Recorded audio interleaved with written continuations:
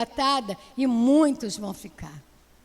Existe uma passagem que fala: muitos são chamados, mas poucos escolhidos. Que vocês sejam um escolhido. Que sejamos um escolhido do Senhor. Mas o que precisamos fazer para isso?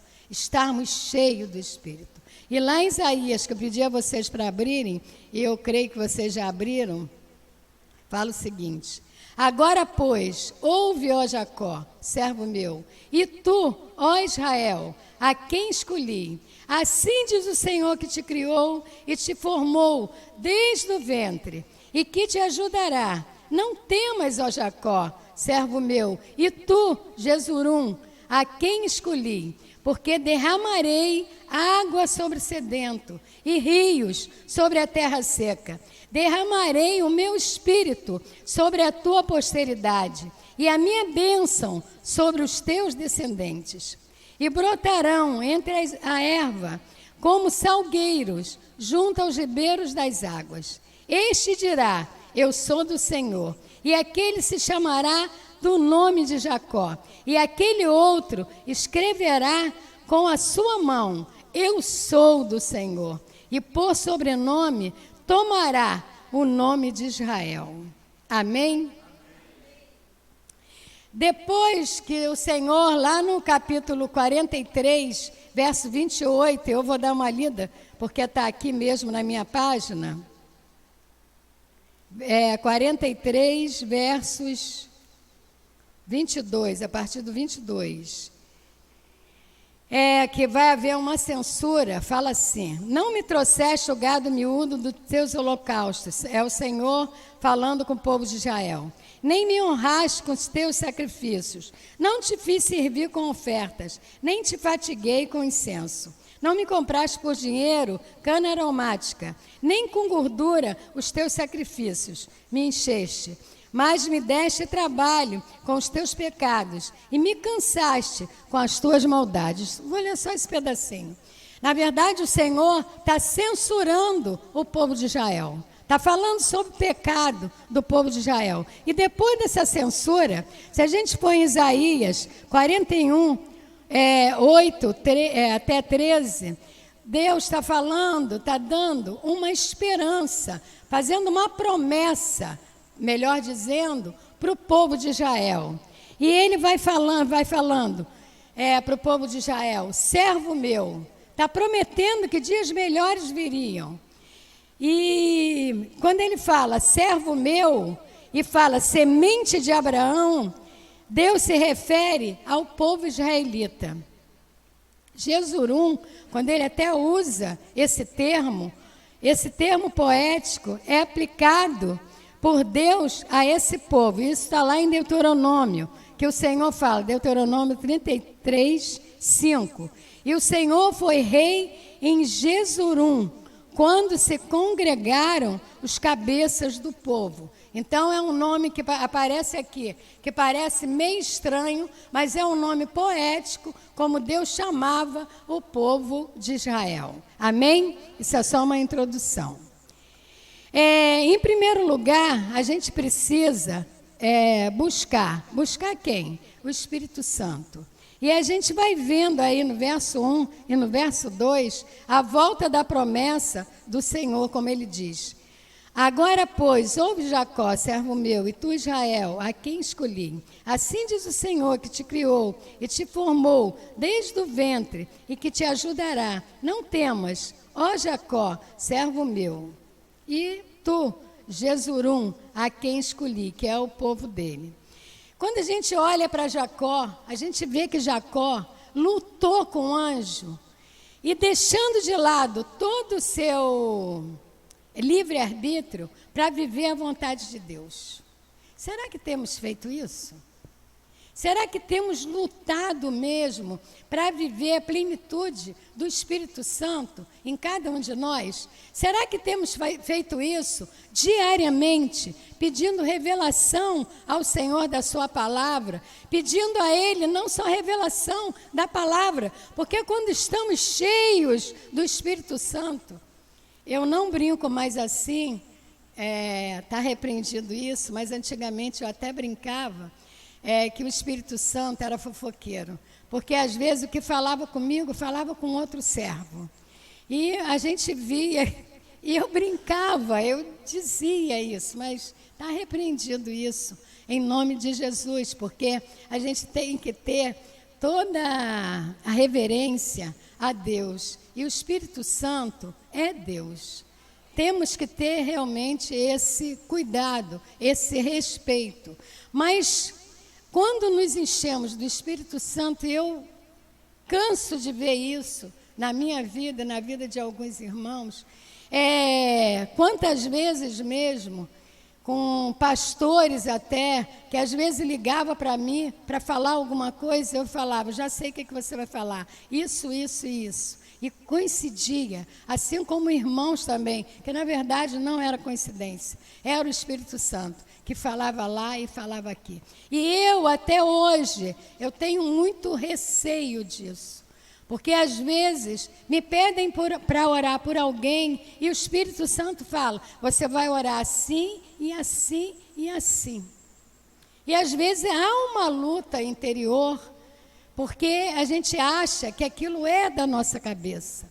Quando a gente às vezes nem está lidando com a situação, não está no meio da situação, só está sabendo daquilo por terceiros, mas o Espírito Santo revela, porque quando nós nos debruçamos, quando nós nos ajoelhamos, quando nós estamos diante de Deus e nós oramos, o Senhor diz, é para orar por isso, por aquela pessoa. E você tem que orar, porque é o Espírito Santo que fala com você como você deve orar para o Pai. E depois até uma outra pessoa que está te pedindo oração por uma outra, liga para você e diz assim, é para orar pela saúde física, tá? Aí você fala, eu já estou orando. Porque o Espírito Santo falou que era para orar desse jeito. Então é preciso se encher do Espírito Santo. E é preciso deixar de lado o livre-arbítrio. Mas para isso existe uma luta, sim. Uma luta em que nós temos que deixar o nosso eu de lado para estar na presença do Senhor. Precisamos deixar o nosso eu, toda a nossa vontade, todo o nosso desejo para estar na presença do Senhor. Talvez vocês olhem para mim e vejam em mim uma anciã de dias, mas eu não comecei na presença do Senhor como uma anciã de dias. Eu ainda era jovem. E eu me lembro que quando eu tive um encontro real com o Senhor, foi o dia mais feliz da minha vida. Era como se eu tivesse encontrado de fato o melhor tesouro. A partir daquele dia, a minha vida teve uma mudança. Eu me lembro bem do dia do meu batismo, que tem muitos e muitos anos atrás. Na igreja que eu estava, anunciou o batismo. E todos perguntavam a mim, eu tinha pouco tempo de igreja, e perguntavam a mim se eu não ia ser batizada, aqueles que eram mais chegados a mim, né? Se eu não ia ser batizada, eu não, agora não. Não é para eu ser batizada. Mas o meu marido ficou de levar 2 senhoras que ia ser batizado. Quem tinha carro, como toda igreja, vocês sabem, quem tem carro, aí leva quem não tem carro, dá carona, bota o carro à disposição, é assim. Em toda igreja que a gente está, é sempre assim que vai acontecer. E aí meu marido disse que chegaria lá, tal hora da manhã, para pegar aquela pessoa. E tinha um irmão, que era diácono da igreja, próximo a mim, que perguntava, Maria Olinda, você não vai? Não, não vou. Não está na hora de eu me batizar. Mas no dia do batismo, eu acordei primeiro que todo mundo lá em casa, fiz o café e sentei na mesa para tomar o café. Eu morava na Noronha Torrezão, acho que era 467, 407. E sentada assim na cozinha, era um apartamento, entrou uma luz, devia de ser umas 6:30 da manhã, por aí assim, do sol, que não tinha como entrar ali. Mas entrou ali e eu comecei a chorar. Eu me lembro, você vê que me emociona, até hoje. E aquela luz e aquela voz veio: você vai ser batizada hoje. Eu não estou preparada, eu não posso ser batizada. Eu deveria ter uns 2 meses, 3 meses. Não, tá, eu não posso. Você vai ser batizada. A partir daquele momento, eu não abri a boca para falar mais nada. Quando saí de carro com meu marido, pegamos as 2 pessoas lá, entraram no carro, elas falavam pra caramba. E eu não abri a boca, eu não conseguia falar absolutamente nada. Porque o Senhor já tinha falado comigo: você vai ser batizada hoje. E quando chegou lá, todo mundo se arrumou e tal, batizou quem tinha lá os nomes escritos lá para ser batizado. E no final, tem mais gente aqui para ser batizada. E não era só eu, tinha um outro rapaz também. Aí pegaram um roupão daquele, me deram um roupão, eu botei o roupão e eu me lembro, irmãos. Porque a mente da gente fotografa aquele momento. Não é uma máquina fotográfica. Eu me lembro que quando eu saí daquelas águas, eu saí totalmente diferente, mas tão transformadas, que um diácono naquela igreja, as pessoas tinham visão, ele falou: a irmã foi batizada no Espírito Santo de Deus. Porque havia realmente uma mudança tão grande na minha vida. E eu só tinha 2 meses de igreja, eu não tinha tanto tempo assim de igreja. Eu acho até que eu falei antes 1 ano, mas eu não tinha. E isso foi no dia 7 de setembro. E depois disso eu até comecei a brincar: independência ou morte. Ou eu realmente era batizada ali naquele dia, ou então eu ia morrer. Alguma coisa ia acontecer. Mas o porquê que eu estou falando isso? Porque quando o Espírito Santo toca, você não precisa ter muito tempo na presença do Senhor.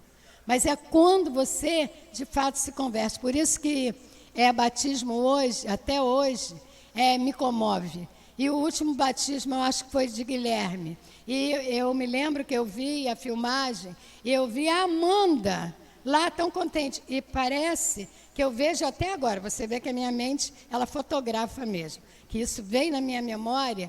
E a gente viu o contentamento da menina, e o seu também.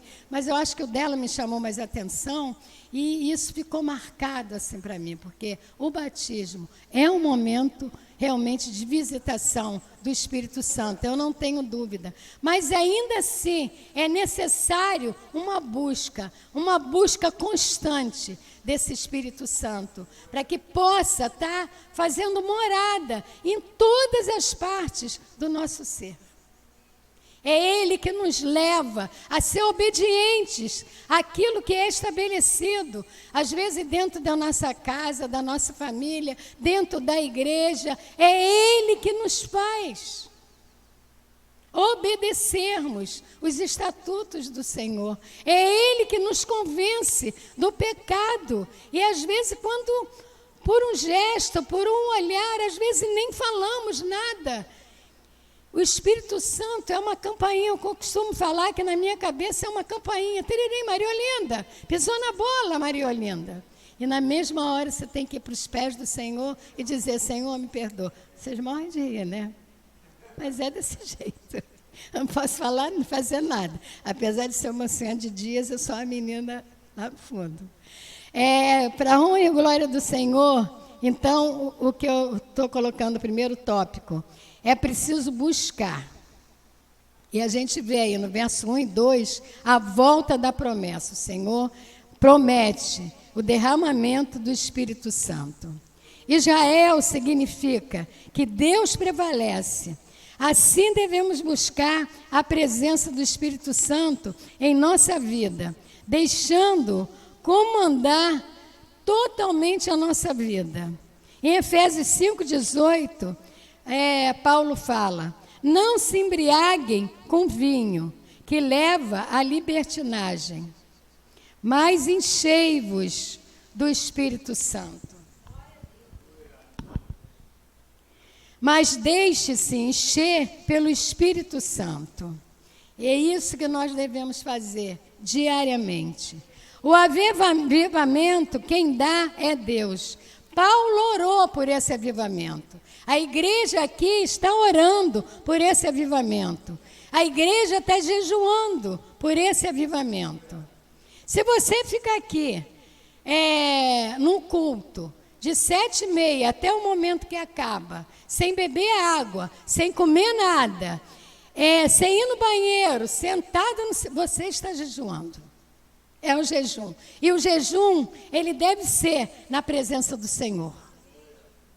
O jejum, você fazer ele, indo para a praia, indo no mercado, fazendo trabalho em casa, não sei se tem muito sentido. O jejum, ele tem sentido quando você está na presença do Senhor, quando você está orando ao Senhor, quando você está pedindo pelo avivamento da sua igreja. Mas primeiro esse avivamento tem que começar em nós mesmos. E ele começa com a visitação do Espírito Santo. Amém, missionária Flávia? Aleluia! E Paulo orou assim: por causa disso, me põe de joelhos perante o Pai. Eu não vou ler todo, né? Eu resumi aqui. Para que segundo a riqueza de sua glória, vos conceda que sejais corroborados, ou seja, firmados com o poder do Espírito Santo no homem interior. Aqui foi falado na palavra de abertura do nosso homem interior. E é esse homem interior que tem que ser totalmente modificado. Para que sejais cheio de toda a plenitude de Deus. Todas as áreas da nossa vida devem estar cheia do Espírito Santo de Deus. Cheia de Deus. O Espírito vem e convence do pecado. É Ele, eu até me adiantei um pouco, é Ele que convence do pecado. E quando a gente vê em Josué, depois de vencida a batalha contra Jericó, quando eles vão atacar uma cidade, que é Ai, eles são derrotados. Por quê? Porque havia pecado no meio deles. Josué vai orar, e quando você vê Josué orando, e está lá no capítulo 7, de 1 a 13, Josué ora e pede ao Senhor revelação. Por que eles perderam aquela batalha, a segunda batalha, se Deus tinha prometido que eles iam vencer todas as batalhas? E aí Deus revela, tem pecado no meio. Porque Deus tinha avisado que não era para pegar nenhum despojos daquele povo que era contra o povo de Israel. E Acã pegou e enterrou no quintal da casa dele. O Senhor até diz para Josué: tira isso do meio de vocês. E quem também pecou, tira do meio de vocês. Tanto que Acã é apedrejado. Então, a gente percebe que quando a gente ora, o Espírito Santo revela. Porque pela palavra a gente tem certeza disso. Em Romanos 8, 31 fala: se Deus é por nós, quem será contra nós? Se Deus for por nós, quem será contra nós, irmãos? O pecado nos afasta de Deus. Então, se Deus é por nós, mas nós pecamos, Ele vai nos afastar do Senhor. Mas o que devemos fazer? Toda vez que pecarmos, toda vez que fizermos alguma coisa que não está de acordo com a vontade de Deus, vai para os pés da cruz e pede perdão ao Senhor. E lembre-se, não existe pecadinho nem pecadão, existe pecado. Não tem pecado menor nem pecado maior. Mas existe pecado. Ah, mas esse pecado, Senhor, foi tão pequenininho. Eu só olhei para ela assim com um olhar de lado. Foi nem por mal. Mas ainda assim é pecado. Se o Espírito Santo está te chamando a atenção sobre isso, é porque realmente é pecado. E nós devemos fazer a vontade do Senhor. Um outro item aqui: não há vida sem água. E o Espírito Santo fala aqui no verso 3, fala que Ele é água, porque derramarei água sobre o sedento e rios sobre a terra seca. derramarei o meu espírito sobre a tua posteridade e a minha bênção sobre os teus descendentes. Quando nos enchemos do Espírito Santo, os nossos descendentes são alcançados. Não tenham dúvida disso. Aqueles que vêm depois de cada um de nós, os nossos filhos, são alcançados, os nossos netos são alcançados, todos aqueles que nos rodeiam, porque quando nos enchemos do Espírito Santo, damos testemunho da veracidade de Deus, e isso faz a diferença para aqueles que estão ao nosso redor. Amém? Em Ezequiel 47, até fala, é um texto que eu sempre digo que eu gosto muito, brotam água na casa do Senhor, aos quais curam o mar morto. A água do Espírito Santo, o Espírito Santo é uma cura para a nossa alma, é um antídoto da nossa alma, é realmente o remédio que nós precisamos para a nossa alma. Às vezes a nossa alma está triste, e foi falado aqui no início, que temos visto o mundo da maneira que está e nos entristecemos por isso. Mas quando o Espírito Santo vem, ele nos mostra que muita coisa que acontece é por causa do pecado. E tem muita gente que não quer realmente se arrepender do pecado. Não é verdade? Então, a gente sabe que tudo que acontece também está escrito na palavra, que o amor de muitos esfriaria no final dos tempos. A gente tem visto isso. A gente tem visto que a natureza tem reclamado o seu espaço, e a gente vê lugares com enchentes, casas sendo derrubadas, pessoas sem ter aonde morar, justamente por causa disso. E se a gente olhar e começarmos a olhar de fato o que acontece no mundo, nós vamos ver que a Bíblia já falava sobre isso. Aí você vai falar, mas aí, Maria Olinda, nós não vamos orar? Eu oro até certo ponto, até onde o Senhor manda. Dali para lá eu já não oro mais. Por quê? Porque tem que se cumprir a palavra do Senhor, para que a volta do Senhor seja plena, para que ela aconteça de fato.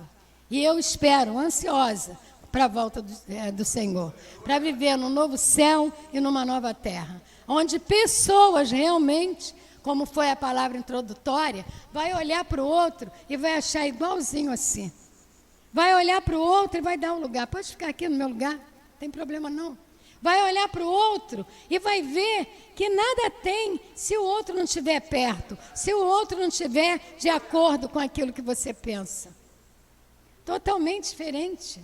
É esse local que nós vamos morar, e se não temos ansiedade por isso, não ansiamos por isso, deveríamos ansiarmos por esse local. Amém? Em nome de Jesus. Assim, o Espírito Santo, quando em nós é pleno, ele vai curar a nossa alma sedenta. Um quarto tópico que eu botei aqui é que fala: o avivamento deve ser buscado para a igreja. No verso 4, fala exatamente isso. E brotarão entre a erva, como salgueiros, junto aos ribeiros das águas. Então a gente vê que devemos ser cheios do Espírito cada vez mais. E quando buscamos a plenitude do Espírito, a nossa família também é alcançada. Lá em João 14, de 1 a 7, Jesus Cristo falou para os discípulos, quando estava para ser crucificado: na casa do meu Pai há muitas moradas. Vou preparar-vos uma morada para buscá-los. Como você quer estar quando o Senhor voltar? Porque Ele fala que Ele vai preparar uma morada, mas vai voltar para buscar a igreja dele, para buscar cada um que esteja cheio do Espírito Santo, cada um que já colocou toda a sua vontade, todo o seu querer no altar do Senhor, e disse ao Senhor: eis-me aqui, faz de mim alguém segundo o seu coração, porque não é possível que não venhamos sentir esse desejo de ser segundo o coração do Senhor. Amém? Em quinto lugar, quando nos enchemos do Espírito, o avivamento também vai trazer resultado para a igreja. Ela começa a crescer. E o ID é feito, como está lá em Mateus 19, 20. Só faz o ID quem é cheio do Espírito Santo de Deus. Quem não é cheio do Espírito Santo de Deus não quer dividir aquilo que um dia ele recebeu com o outro que não conhece ao Senhor. Só vai de encontro aquele que está encarcerado, aquele que é cheio do Espírito Santo de Deus. Só vai na rua levar talvez um abrigo, alguma coisa, para a pessoa se esquentar do frio. Aquele que é cheio do Espírito Santo de Deus. São esses que deixam a sua vida para trás, para fazer o ID do Senhor. Temos que fazer o ID do Senhor. E como às vezes até os irmãos falam, às vezes numa fila de caixa do supermercado, às vezes até na fila do caixa eletrônico, até no supermercado, às vezes do banco, às vezes numa conversa que surge, às vezes, como já foi falado e já ouvi, às vezes no ônibus, algo que vai se conversando, o mundo está assim e tal, porque está faltando Deus na vida, e dali surge um assunto e o ID é realizado. Irmãos, para onde te chamarem, aonde o Senhor te chamar, para você ir, vá. Porque quem volta cheio daquele trabalho, é quem foi levar. Nós sabemos disso perfeitamente. Porque sabemos que quando a palavra de Deus é falada e vemos que uma daquelas pessoas recebeu muito bem aquela palavra, o nosso coração se enche de alegria. Porque a alegria no Senhor é a nossa força. Amém? Conclusão do nosso assunto. Precisamos de Deus e não de coisas. Às vezes corremos atrás de tantas coisas. Queremos mais e mais e mais. Quando, na verdade, o que temos já nos preenche, já nos serve. E às vezes corremos tanto atrás. E quando morremos, vamos sozinhos no caixão. Costumo falar que a gente vai com uma roupa apenas para aquele que olha para o defunto não ficar deprimido, de ver o defunto ali pelado. Porque senão ia até sem roupa, porque já está morto, não está vendo nada ali, pelo menos já está lá. Aquele que é salvo, eu creio que já está perto do Senhor. Que possamos, então, viver o melhor desta terra, na plenitude do Espírito Santo em nós. Então, que possamos fazer o que está em Mateus 16, 19. Buscai primeiro o reino dos céus, e todas as coisas vos serão acrescentadas. O Senhor jamais vai nos deixar sem nada para comer, sem um teto para nos proteger, o Senhor sem roupa para vestir. O Senhor não vai nos deixar sem nada, se primeiro buscarmos o reino dele e a sua justiça. Assim que devemos fazer. Lá em Apocalipse 16, 15, fala: eis que venho como ladrão. Quando estamos cheios do Espírito Santo, estamos prontos, esperando o Senhor, de um momento para o outro. E como ladrão não vai ser, que o ladrão nos pega de surpresa. E o Senhor vai vir de repente, sim, mas nós não vamos ser pegos distraídos. E em Apocalipse 3:3 fala também: pois se não vigiares, virei como ladrão, e não saberás que hora sobre ti virei. Vigie, igreja. Essa é a nossa palavra. Vigie. Que a vigilância seja constante. Que a vigilância seja em cada respirar nosso, em cada sentir nosso. Temos que vigiar e vigiar incessantemente, para que quando o Senhor chegar, sejamos com Ele arrebatados. e possamos viver uma nova vida, porque somos peregrinos nessa terra. E como foi falado também na palavra introdutória, só estamos aqui de passagem.